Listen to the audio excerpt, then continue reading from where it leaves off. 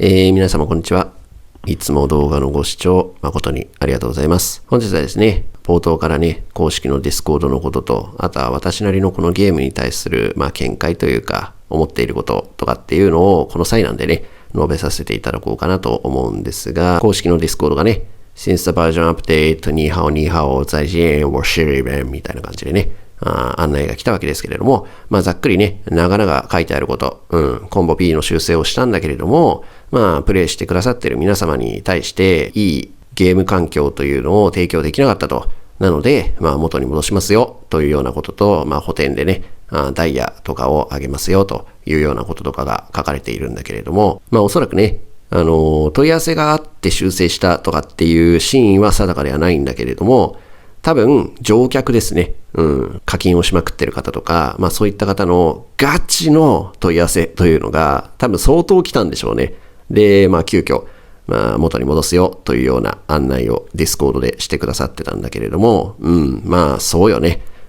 こればっかりはね、さすがになんだけど、強キャラを出す云々っていうのは前回の動画を見てくださればわかると思うんだけれども、この調整っていうのはね、どう考えても良くないよというようなところがありまして、で、この案内から、元に戻すよということと、あとは皆様に対してね、楽しいゲーム環境を提供しようと、これからも頑張っていくんでよろしくお願いします、みたいな対応からですね、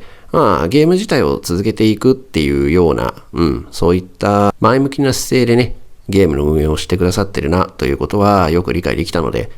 修正するっていうことは私は評価しようと思います。ただね、今後もこういうことがないとは限らないし、そもそもその修正に対する理由とかね、根拠っていうのが、どうなのっていうところとかもあったりするのでね、試行錯誤をしながら運営さんには頑張ってほしいなというところがあります。というわけで、ネロ君はね、元に戻るっぽい。どこまで元に戻るかわかんない。前回の微妙にコンボ B 使いにくいねっていうところに戻るのか、それとも完全に一番最初の状態に戻すのか、おそらく多分前回のパターンに戻すだけだと思うんですけど、それでもね、今回の解約に比べればもう十分だと思いますので、きちっとコンボ B でネロ君はダメージ出していけるよと、ガンスリンガーとか、あとはシーカーとかがネロ君よりも強いよという設定とかも別に全然それは構わないよと。ネロ君はネロ君でシールドにも弱いし、バフもないし、だからこそダメージは出せるよねという第一世代のレジェンドというような位置づけというのは変えないよというようなことはしっかりとね維持してほしいなというところでございます。はい。じゃあね、早速引き換えのコードをぶち込んでいこうと思うんだけれども、何をくれるのかね。ダイヤ500。ありがたいですね。ありがとうございます。はい。というわけで、今のね、このゲーム環境について、せっかくなのでね、今まで私はずっとそういったところを、言及するのというのは避けていたんですけれども、ネロ君のね、これはちょっとひどすぎるんで、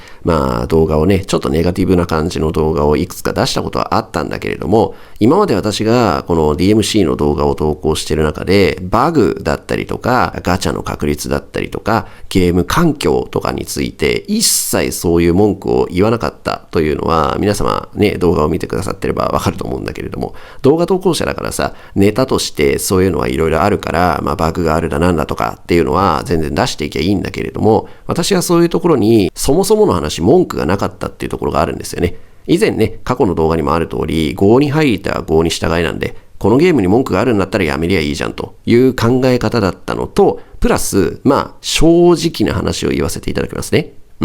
私、このゲーム、大好きなんですよ。面白いゲームで、例えばなんですが、じゃあ、一番最初に文句が出ていたガチャのお話をしましょう。私ね、特に言ってなかったんだけど、前回までめちゃめちゃハマってたキングスレイドっていう運営が神運営だったゲームがあるんです。で、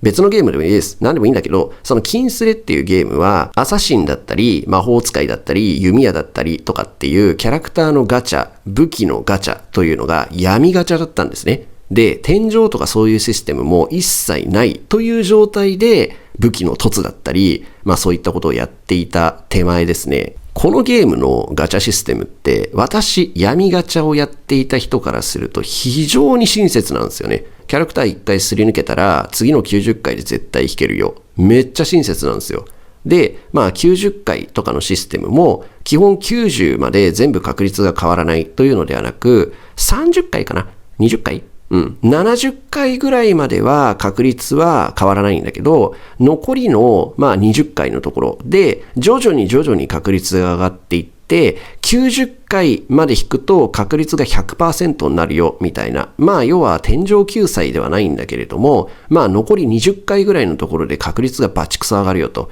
つまり、ほぼ90回までガチャ引くことないよというようなシステムにしてくださってたりですね。で、あとはキャラクター限定なんだけれども、キャラクターのレジェンドのすり抜けだったり、天井回数というのをキャラが切り替わっても引き継いでくれるよ。めっちゃ親切なんですよ。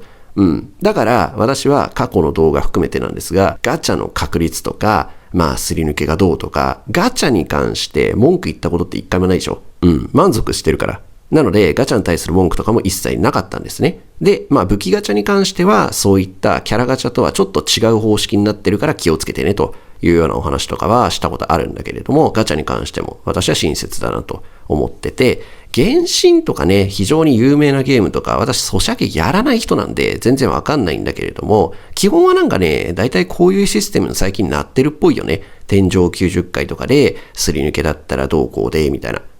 だから私は闇ガチャのゲームとかをやってた人だったので、このガチャシステムってすげえ親切だよねと。で、さらに言うなら、復刻ボーナスって何よみたいな。もうこれなんかはね、非常にありがたいシステムで、新キャラで出た時に比べればダイヤの量が少なく済むので、キャラクターの強化をしやすくなってるよということね。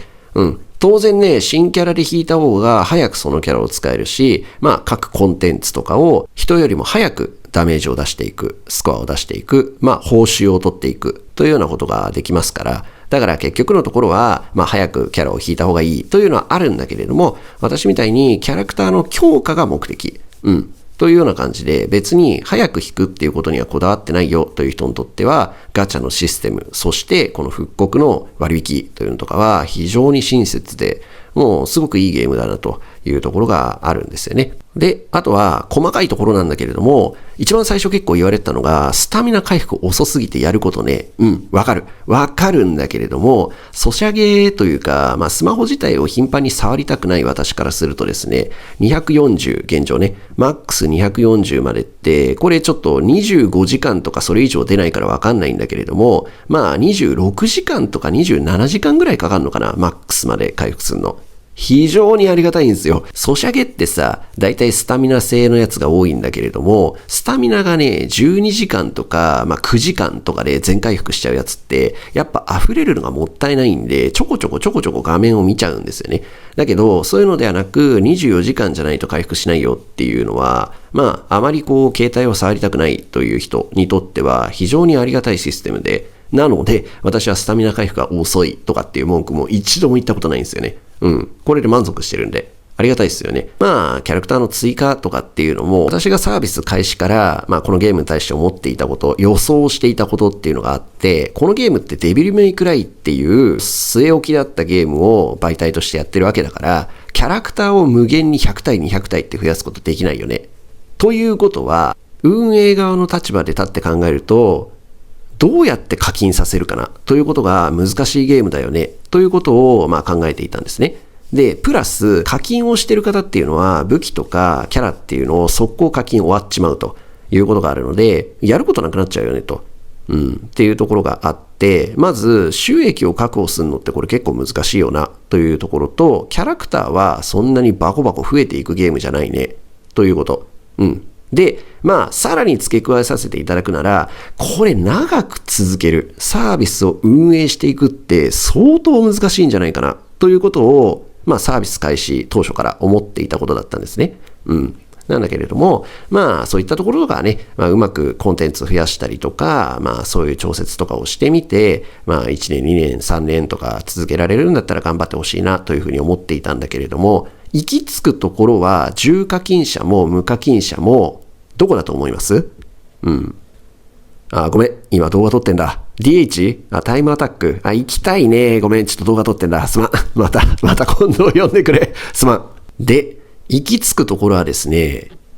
チャレンジの、ここなんすよ。シューマの地。キ結局のところ、重課金の方とかって、コインとかで、ピザむっちゃ交換できるじゃないですか。あれ何十万課金したら全部ピザ取れるのかわかんないですけど、ピザを取りまくって、で、全部課金者の特権を使い果たしたとなった場合って、自然回復でしかピザを回復させることができないということは、それ無課金と一緒なんですよね。つまり結局のところピザとかを食いまくった後っていうのは無課金の人と重課金の人って同じ土俵になるんですよ。じゃあ、キャラクターとか、EX になってる云々っていうのは置いといて、自分の所持しているキャラを、いかにダメージを出せるか、強くさせるか、ニヤニヤできるか、というのは、シウマの地でいいカードを厳選するっていうところなんです。つまり、ハクスラゲーってことですよね。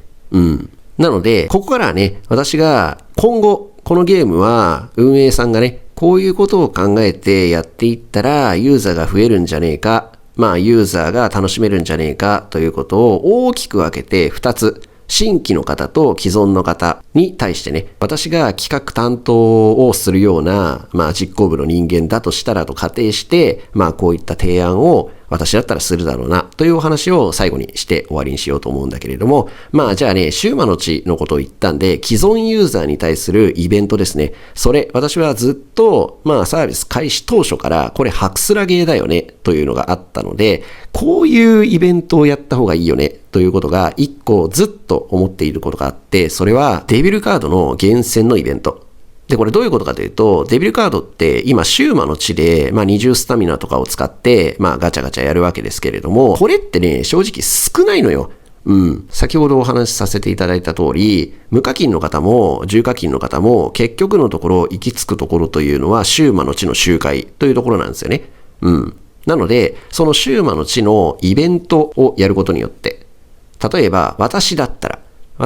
ら1週間だね。1週間ぐらいシウマの地のイベントやりますという風にして、その1週間の期間はシウマの地のスタミナを2にします。で、例えばシウマの地を100周回ってくれた人、300周回ってくれた人っていうのには、デビルカードのオプション選択チケットっていうのを、全員ね、100周回った人にはオプション選択チケット2枚とか、300周回った人にはオプション選択チケット5枚みたいな感じで、オプションを調節できるチケットを配るよというような感じで、スタミナを減らす。これ厳選した後も、希望するステータスのところが上がらないっていうのがあるので、だったら、一番最初だけでも、ファントムの3っていうのを選べて、会心ダメージっていうのを選べて、3つだけでいいから、物理ダメージと会心ダメージと DT みたいなのを選んでポチって押してそのカードをゲットするみたいな、そういったデビルカードの選択チケットみたいなのは私は配っていいんじゃないかなというふうに思ってるんですよね。そんな無限に配るとかじゃなくてね、イベントの期間だけ5枚とかだけでもいいし、10枚とかでもいいんだけど、そういうこのゲームって結局行き着くところどこなのっつったらハクスラなんですよ。カード厳選なんですよ。なので、そのカード厳選に対する、なんていうのかな、運営の認識が甘いというか、何をみんなやってるかなっていうのは、確かに人それぞれある。プレイヤー4人で殴りに行く悪夢ゲームが楽しいっていう人もいるし、幻影アリーナでダメージを出すのが楽しい。ブラッディパレスで1位を取るのが楽しい。決闘場が楽しい。いっぱいあるんだけれども、結局のところ、決闘場だけはちょっと置いといて、他のコンテンツでダメージを出していくというところ、それが行き着く先ってカード厳選なんですよ。結局のところ強いカードをつけとかないと EX とかでもダメージ出せないし、こういったカードでもね、出血蓄積がどうだとか、4番のところに攻撃をつけるのか物理ダメージをつけるのかとか、じっくり考えて自分なりのこれがベストだろうなというようなカードを作って初めて幻影アリーナでダメージが出せて楽しいという風になってくるので、このカード厳選っていうところを、しっかり考えた上で、こういったイベント、スタミナっていうのを、そのイベントの1週間の期間だけ大幅に減らして、たくさん周回できるようにするよとか。で、1週間のね、ウィークリー報酬。これとかじゃないけど、イベント期間中に、100回回ってくれた人には、レジェンドのやつを10枚とか、で、300回回ってくれた人には、そういう選択チケットを5枚、10枚とかね。そういう感じのイベントっていうのをやってくれると、じっくり楽しんでる人にとっては、いや、運営分かってんな、みたいな感じになる。なので、既存のユーザーが喜んでくれるイベントっていうのは、石を配るイベントっていうのは確かにそう。今回でいうダイスとかね。まあそういうのはありがたいんだけれども、基本的にそういうガチャを引かせるとかっていうところではなく、育成っていうところにも目を向けて、イベントをしっかりやってほしいなというのが、私は1点思っているところでありますね。はい。で、もう1点がですね、新規のユーザーに向けたことですね。私は一番最初はギターだったんだけれども、デビルメイクライのキャラクターをスマホで動かせるということが楽しくてしょうがなかったんで、スタミナが足りなくてチュートリアルが終わらないということとかは全く気にしてなかったんですけれども、一番最初、右も左もわからない方がゲームを始めた時に、全コンテンツ、幻影アリーナとか決闘場とかブラッディパレスとかマグとかデビルカードとかの強化とかのチュートリアルの状態が終わってないにもかかわらず、スタミナ切れで何もできねえ。で、24時間とか待たないと次のチュートリアルができないというような環境は新規の方を遠ざける要因だと思ってたんですね。なので、まず新規の方を獲得する。まあ新規の方に面白いなと思ってもらえる、まあポイント。どういうところ改善していけばいいかなというのは、スタミナ制限を減らす。またはなくすみたいなところですね。まあどこの章だったか忘れちゃったんだけれども、6章とかかな。6章全部クリアすると、おそらく全コンテンツが解放されると思うんです。悪夢ゲームとかのマルチモードとかそういったところですね。そういった全コンテンツが解放されるところまでは、まあスタミナゼロとは言わないけど、スタミナが切れないような、スタミナ調整。戦闘のね。そういった調整をしてくださると、ある程度のところまではざっくり分かったと。で、そっから自分で何をやっていこうかなというのを新規のユーザーっていうのは考えていくことができるので、スタミナの調節ですね。一番最初のチュートリアル状態のスタミナをなんとかせえというふうに私は思っていましたね、ずっと。その2つです。今のところ新規のユーザーをなるべく獲得するというか、それはね、TikTok とかインスタとか、広告をいっぱい出すとか、そういうのもあるんだけれども、いざやってくれた人に対してね、なんかスタミナ切れちゃって、でもなんかチュートリアルも終わってないっぽくって何もできねえみたいな状態で、面白かったからいいやっていう風になっちゃいますよね。現状なっちゃってると思うんです。だから、そういったチュートリアルが完了するまでは、きっちりスタミナをなくならないような調整にしておくというようなことが、新規のユーザーを獲得するため、定着させるための方法なんじゃないかなというのが1点。で、2点目が、長く続けてくれてるユーザーが何をやってるかな。厳選なんですよ。カード厳選をやってんの。だから、そのカード厳選に対する、運営側の認識というのを変える必要があるよというところですね。そういったところをやっていくと、課金してる人でも結局のところは、先ほど述べた通りなんですが、行き着くところは無課金の人と一緒なんですよ。自然回復のピザでデビルカードを厳選していく。で、やっぱり課金してればしてるほど自分の EX が、他の人の EX よりもダメージ出せるようになると嬉しいなっていうのは絶対あるはずなんですよ。ということは、やっぱそこでね、カード厳選のイベントというのをやってくれたり、たった5枚、たった10枚とかしかないんだけど、デビルカードの選択チケットみたいなのを誰に使うか、何に使うか、どのオプションをつけるかっていうのは、やっぱワクワクすることだと思うんですよね。レベル5で新しいオプション何がつくかとか、今まで通りね、レベル10、レベル15、レベル20とかのどのステータスが上がっていくのかというのは、もうそこはね、ある意味運ゲーというか、それも面白いところだと思うので、そういうところはランダムの今の状態でもいいとは思うんだけれども、せめてね、一番最初のレベル0の状態で好きなオプションをつけた、理想的なカードっていうのを作らせてほしいなというところは、イベントの報酬でいいから、それを全部配れとか、毎週配れとか、そういうことを言ってるわけじゃなくてね、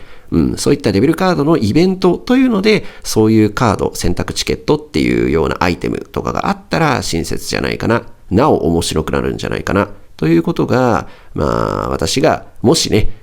デビルメイクライの執行部みたいなところにいたら、そういうイベントやってみてはどうかなということを提案すると思います。はい、いかがだったでしょうか。私はね、基本的にこのゲーム楽しんでやらせてもらってますし、あとは一動画投稿者としてですね、あまりネガティブなことを動画で発信しても、見てくださってる方はね、面白い気分にならないんですよね。で、言ってる本人も別に楽しくないので、だからそういった細かいバグとか、じゃあ例えばガチャが自分の思い通りにいかねえからガチャの確率なんとかしろとか、そういったね、もう要は子供じみたこととかっていうのは一切動画出してないはずなんです。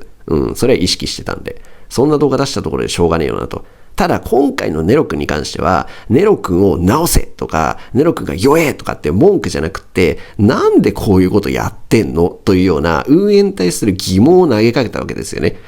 で、実際、それが運営側からしても、皆様にそういう楽しいというゲーム環境を提供できなかった。そりゃそうだよね。そうなのよ。そうなるよね。ということなので、そういったところを、真摯に受け止めて直すよという態度はね、非常に評価できるところだと思いますし、そもそもだけど、使い捨ての、ゲームというかね、稼ぐとこだけ稼いですぐ殺収しようぜというような姿勢ではないのかなというところが、見えてきたところだったので、そういった運営のね、誠意といいますか、そういったのにも応えるべくね、このゲーム面白いよというようなね、宣伝ができればいいなと思って動画の投稿を続けていこうと思いますので、よろしくお願いいたします。今回のね、修正は、ありがとうございましたと。そもそもね、このゲームをサービス継続してくれてありがとうございますという気持ちは私は常に持ってる。面白いゲームなんで。私はこのゲーム好きなんで、運営の方々に対してね、今の2点ですね。新規の方を獲得するのは、広告打つとか、お金かかるから。だからそういうのとかちょっとしょうがないんだけど、新規の方が始めてくれた時のチュートリアルが終わるまではせめてスタミナなんとかせよというところと、あとは既存の続けてくれてるユーザーが何を求めてるかっていうのは、ほぼほぼ間違ってないと思うんだよね。カード厳選だと思うの。どう皆さん。オプション選択チケットあったら使うでしょ。完成してないでしょ、キャラクター。異次元結構強えんだけど、ここだけなんとかしたいなとかさ、あるでしょ。なので、会心ダメージと出血蓄積効率をつけるかつけないかとか、そういった一番最初のレベル0だけ自分の希望するカードを作らせてくれるような選択チケットみたいなのがあったら嬉しいな。思いません？私は思う。たった2点よ。そういったところを直していくことによって、もっともっとね、新規のユーザーの定着率も上がるかもしれないし、あとは既存のユーザー、またはそういったアップデート入ったぜ、みたいなことをツイッターとかでね、聞いた人とかがリターンして戻ってきてくれるとか、そういったこととかも考えられますので、この2点はね、ぜひ検討してみてはいかがでしょうかということを運営に投げかけてみたいなと思います。本日も皆様の貴重なお時間を動画視聴に当ててくださり、誠にありがとうございました。なんか、ロードが入ったんだよね。変わったのかな？ちょっと殴ってみようか。ざっくり殴ってみたんだけれども、基本的にコンボ B の初段を打ってすぐ回避とかね、そういったこともきっちりできるし、で、ご覧の通り、コンボ B の初撃のループというのがきちっとできるように戻ってました。厳密に言うとね、これから説明するんですが、戻ってはいない。というのはどういうことかというと、コンボ B を、普通に打とうとして、ちょっぴり長押しをするとですね、二段攻撃になっちゃうんですよ。で、やった方だったらわかると思う。これどうやってんのって。これね、簡単で、一番最初のこのドーンっていう時、このドーンっていうショップな打つ時にダブルタップしてください。スタイルボタン。そしたらね、このね、単発打ちという風に切り替わってくれるんで、こんな感じでスムーズに単発打ちのループというのができるので、そういったところがちょっと違うので、プログラム忘れたのかみたいな、本当に一番最初の状態に戻しゃいいのに、微妙に違ってたんですけど、とりあえずコンボ B の初撃ができるよという感じです。1300万はいかなかったんだけれども、クリティカルのね、入る入んないあるからね、今日のところはこれぐらいで勘弁してやろうということで、皆様、本日も動画のご視聴ありがとうございました。またね。